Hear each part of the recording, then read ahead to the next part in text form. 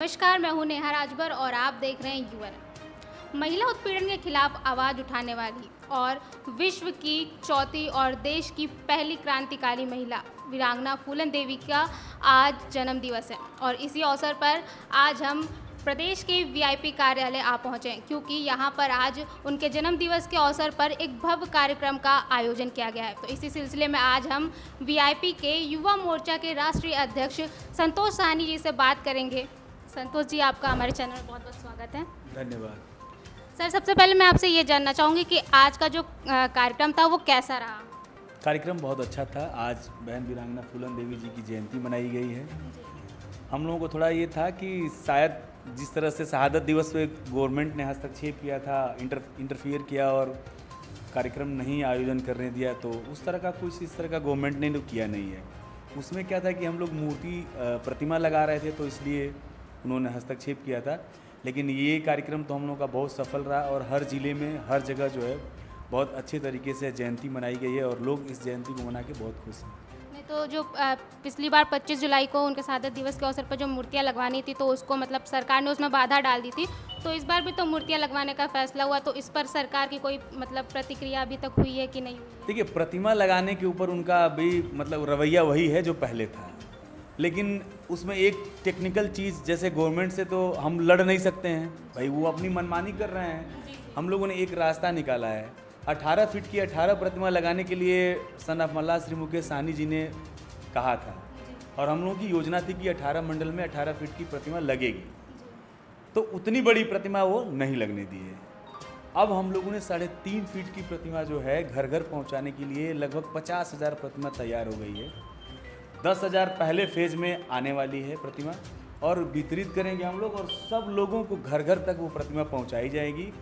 और बहुत अच्छा कार्य किया योगी जी ने, जो 18 फीट की प्रतिमा नहीं लगने दिया।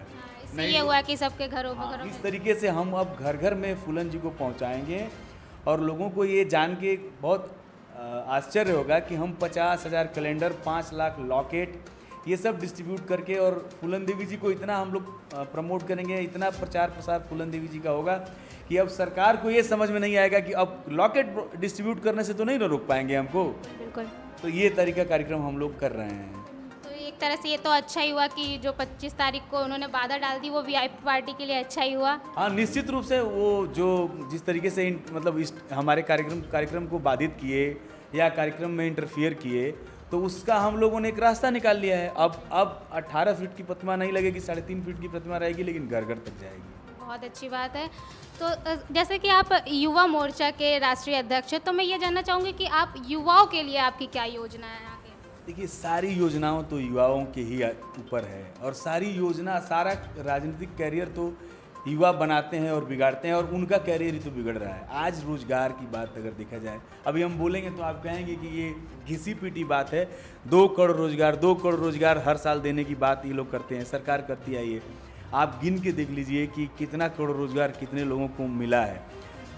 रोजगार के नाम पर जब ये कुछ नहीं कर पाए तो पकौड़ा तलने और तलवाने लगे। इन लोगों की जो सिचुएशन जो है बहुत ही ख़राब है, देश की स्थिति बहुत ख़राब है। और मैं आपको एक चीज़ और बता देना चाहता हूँ, अभी हम लोग नीचे कार्यक्रम कर रहे थे तो उसमें हमारे मनोज यादव जी ने बोला है कि हम इतना इस हमारा देश इस काम में इतना आगे है, इस काम में इतना है, लेकिन जो कुपोषित देशों की सूची है उस सूची में हम बहुत अव्वल दर्जे पे, मतलब हम लोगों का जो कुपोषित बच्चों और कुपोषित लोगों की जो सूची है, सरकार देश की सूची है, उसमें हम बहुत महत्वपूर्ण स्थान बनाए हुए हैं अपना।